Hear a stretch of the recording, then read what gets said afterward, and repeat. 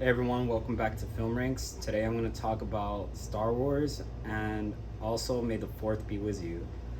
Um, I've been wanting to do a Star Wars review for a long time, but the problem is that there's a lot of Star Wars films, TV shows now, and in this review, uh, I'm gonna talk about as much as I can in a short amount of time. So I'm just gonna give my most essential breakdowns of like what I think about Star Wars as a whole, and uh, what I think about the films between the Lucasfilms and the Disney films, and yeah, that's what I'm gonna get into. And I'm gonna start by saying that Star Wars, from what I've seen in interviews with George Lucas, there were only supposed to be 6 films originally. So I'm sure a lot of people already might know this, and if you don't know this, then of course this is new information because obviously there's the films 7 through 9 that Disney created, and if you don't like them, I totally understand because I'm on the same boat. I think Force Awakens had a lot of potential that was also like not utilized correctly. There was too much going on. There was a lot that was going on in this film where I would say that it needed to be fleshed out. If it kind of felt like, and because it felt like it was trying to do like it was trying to do like the span of 3 or 4 films into one film, which is very rushed. It's rushed. It's half baked. It's not properly cooked, and it just feels forced. You know, hence the title Force Awakens. What I'm trying to say is that this film felt forced. It felt overly condensed and overly simplified, and I don't think that the main characters, Rey and Finn, were done justice within these films because of various reasons. One of which, my main problem with Rey by far isn't the fact that she's a female Jedi, it's the fact that she's not her own person. And, I'm gonna also say that there's gonna be a lot of spoilers. So if you haven't seen Star Wars, go watch Star Wars. That's like, the best science fiction in my opinion, besides Godzilla and that and like a bunch of other things. But definitely go watch Star Wars. It's timeless. It feels like it's ahead of its time type of filmmaking, and I honestly think that not all of them are a hit for sure. Like there's gonna be obviously ones that are better than the others, but I think they're all good because they were made the way they were supposed to be made. And like I said, like the Disney reboot, I can't really call it a reboot either because it's the sequel films. They just didn't live up. Like I said, like Rey, she was basically a character who wasn't her own. She had to be either a Palpatine or a Skywalker, and she chose to be a Skywalker, but why couldn't she be just Rey?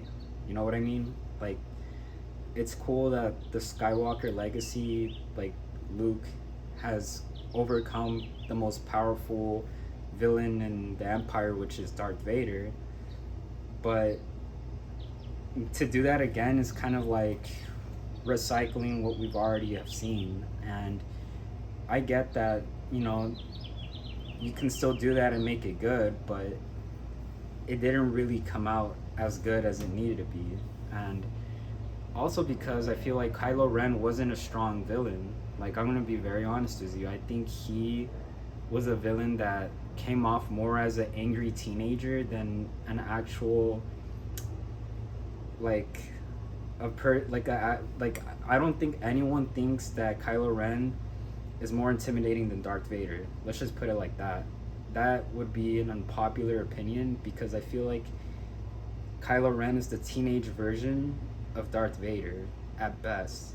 And even then, Darth Vader still is on another level because he doesn't need to scream or yell or announce his plans to everyone to be scary. He just is scary. Like that's the difference between them two. They're on very different wavelengths, and I would say that Finn's character also was very misleading because he felt like a replacement to Han Solo, which I'm sure a lot of people might have felt that way or might not even agree with, because then there's parts where in Force Awakens he's picking up a lightsaber, which is cool and all. I know you don't need the Force to use a lightsaber, but you kind of have to be a Jedi to really make using a lightsaber worth the time and effort to even wield one, because if you're fighting Kylo Ren, how the hell are you gonna fight someone who has the Force? It just doesn't work that way. It's and you know, there's like a famous Han Solo quote where he's like, "That's not how the Force works." And you know, this applies a lot to Finn because he's like a guy who wants to be a Jedi and isn't. You know, like you either are or you aren't in that kind of situation, and he's trying to be something he's not. So I feel like that was something that didn't need to happen, because even with Han Solo and Princess Leia, like they didn't ever pretend to be Jedis. You know, of course, Leia uses the Force eventually, and she trains with Luke, and you know, canon writing in the lore of Star Wars, like he supposedly is able to, like, you know, show Leia how to use the Force and, you know, use a lightsaber. But you know what sucks is that we never see anything like that with these films that have came out with the Disney intervention of like creating more Star Wars films. Like it just didn't happen. That was a missed opportunity. It would have been cool to see Leia like wield a lightsaber and use the Force. That could have been cool. You know, she could even taught Rey a few tricks, like Obi-Wan with Luke, of course. That would have been another way to pay homage, but didn't happen. So, you know, there's just so much that I can say and keep going, and I don't want to, because there was just so many things that the films didn't do right, and they had a lot of parts in the films where the plot just didn't move forward. We're just focusing on characters and people that aren't as important and don't do much for the story, which is like not something that films should want to ever do, because you're taking away the most important part of why people show up to see the movie. Like, you know, if the film could have been called Luke Skywalker, and if you're not seeing the film with Luke Skywalker in it for most of the film, then it's like, why are you going to watch a film that's not about the character that's in the title? That's misleading. You know what I mean? So like, if people are already associating Star Wars with someone like Rey or Finn, why are we spending time with characters like Rose, for example? Because my point is that we didn't need to spend time with Rose in the last two movies, and I'm sorry if I can't remember them right now, but I just remember Force Awakens and Rise of Skywalker. I don't remember the middle film where Luke dies, so my apologies, but you know, the films were just not that memorable, as you can see, and they had so much potential, by the way, like they did.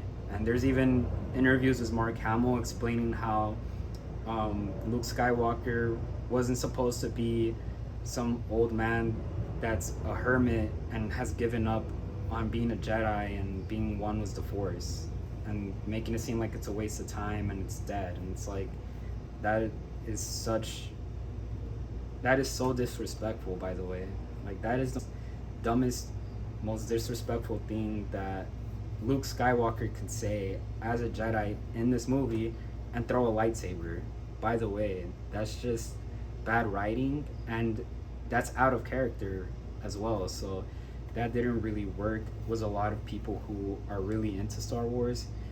And that's all I can say about the Disney Star Wars films, they have not yet been able to light a candle to Lucasfilm Star Wars films, and that's what I want to talk about.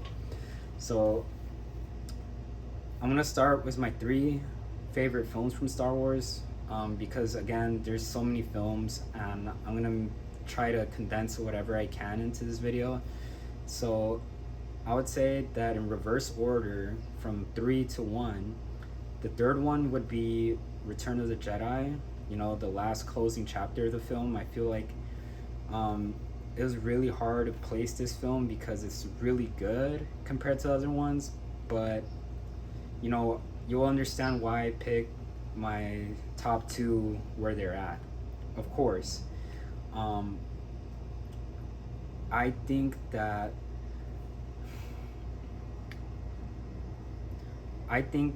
Return of the Jedi was good because obviously it's the final film, and we have the showdown between Luke and Darth Vader and Palpatine, and it was the most heartwarming father and son bond to have in this film. Like, this is like if anyone plays the video game Red Dead Redemption, sort of moments where the evil character or the bad guy becomes good. So that's where I feel like, you know, I feel like Darth Vader had his Arthur moment where he realized that the person he was serving under wasn't leading him to anything good, anything fulfilling, anything that was valuable.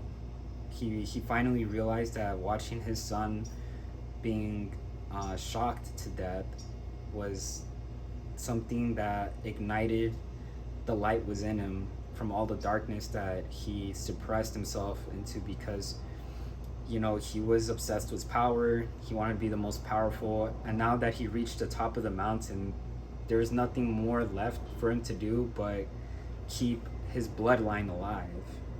So in a way, you could think it's selfish of him to do that, but I honestly think that it's supposed to be him redeeming himself as the evil character that he was.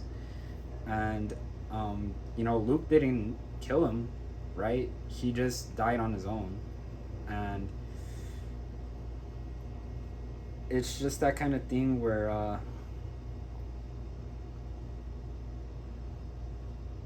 you know, like, I'm sure Luke would have wanted to have a father in his life. So I think that's why he had like a feeling like he was becoming closer to the dark side, because there's also, like, you know, videos that I've been seeing that made me really realize that his clothing has changed from light colors to darker colors as the films progressed, to show how Luke was changing as he became stronger using the Force, becoming a Jedi, a peacekeeper, and also realizing how hard it is for him to accept that his father is also evil. It's crazy, you know. It's like one of the worst pieces of news that you can find out. So, you know, moving on, my second favorite film is Empire Strikes Back. I think that film was hands down one of the best films ever made. It's definitely a 10 out of 10 for me. You know, all these three films are 10 out of 10s for me. They're just like home runs. I feel like you can watch them again and again and not really be bored of them. You just really enjoy the masterpieces of what George Lucas has left. I honestly think that, you know, like, the 6 films are good, but my top 3 are a top 3 for a reason. So yeah, I think a lot of people would disagree that Empire Strikes Back would be my second favorite and not my first favorite. And my reason for why it's my second favorite is because I feel like, compared to my first favorite film, like the emotion and the dueling was on a different level, on like what it represented was the whole meaning behind these Star Wars films. So like, For example, we obviously know that Luke is like part of the rebels, like is part of the Rebel Alliance. He's obviously the protagonist. He's a hero, and we understand that pretty easily. You know, he's a young, scrappy guy who comes from a desert on Tatooine and is trying to figure out how to use the Force, how to use a lightsaber, bare bones, just like barely figuring things out. And I really like A New Hope as well, by the way. It's just that, you know, it's really cool to see how much he progresses by the time he gets to Empire Strikes Back, because it's like, you know, the parts where we're seeing him have like a showdown with Darth Vader and him figuring out that he's his father is, you know, one of the most iconic moments in Star Wars that is up there among many others. And I really think that this film is kind of hard to put in second. Like, it really is, because, you know, it's really hard to pick a top favorite. And everyone, I think it's gonna be different for everybody. Honestly, I don't think every single person is gonna say Empire Strikes Back. It might be a popular opinion, but everyone has their own favorite. So that's my second favorite. I think that among, you know, the battle and showdown with Darth Vader and figuring out that he's his father, that to me was like, you know, all you need to know why that film is so good. So my top pick is gonna have to definitely be Revenge of the Sith. And I already feel like, you know, a lot of people are gonna not agree with that, and that's totally fine, because I really like that movie. And it's really because is where we see the pivotal change from Anakin to Darth Vader. And, you know, he is really what carries Star Wars, because if you don't have Darth Vader, you know, you don't really have Star Wars. Like, you can't have Star Wars without Darth Vader. And of course, Obi-Wan, Luke, Princess Leia.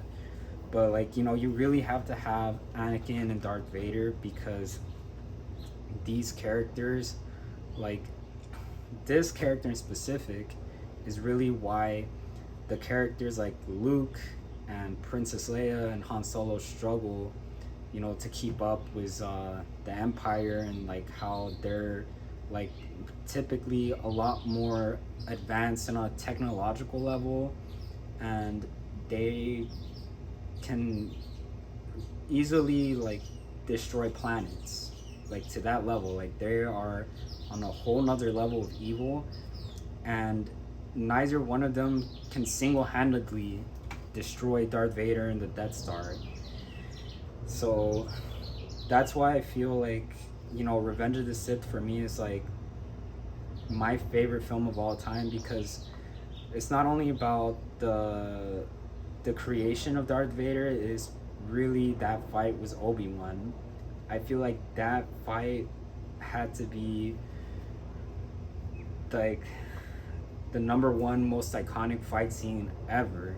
You know, there's another one in the series Obi-Wan, which is also really good, but I don't think it doesn't even come close to like Revenge of the Sith. And I feel like Revenge of the Sith, like, you know, it's not perfect, but it's really it's so good. It's a great film, and it's kind of heartbreaking to watch, because, you know, you don't want like the two coolest guys in Star Wars to be on the opposite ends of each other duking it out, but you kind of want to watch it to see who is better than the other, you know what I mean? So it's a sad movie, but it's also part of the reason why it makes Star Wars so good, because you need Darth Vader to really bring out the best characters from the Rebel Alliance and the Jedis and all that good stuff, to really showcase their talents, their capabilities, and, you know, give them spotlight, and also feel some sympathy or empathy. So I honestly think that those films are single-handedly the best, that not even Disney can really catch up with at the moment. I feel like I mentioned Obi-Wan, the series, and I feel like that series was good. I feel like not too much was happening in most of the episodes. I feel like the best episodes were probably the first and the last, because it was so refreshing to see Ewan McGregor take on that role again of Obi-Wan. I feel like um, I've had a hard time picking between Anakin and Obi-Wan as my favorite Jedis. Also Yoda, because of course you can't forget Yoda. But you know, those three Jedi's, like I said, like they were always in like my top three, because they're both like they're no all of them are very capable. You know, so uh, yeah, I'm sure there's so much more I could talk about, but yeah, I really wanted to talk about Star Wars today, so now you know my three favorite Star Wars films, my three favorite Jedi's, um, Obi-Wan, Anakin, Yoda, and yeah, I mean, there's so much that I could talk about on Star Wars, but I'm gonna talk about, of course, only the things that really make it the most worthwhile watching it for me, because there's so much more, but you know, to kind of keep the attention for this video, I'm purposely cutting it down. So yes, that's all I have for today. So thanks for watching, and don't forget to leave a like and subscribe to this channel, or I'm gonna have to use my unlimited power against you.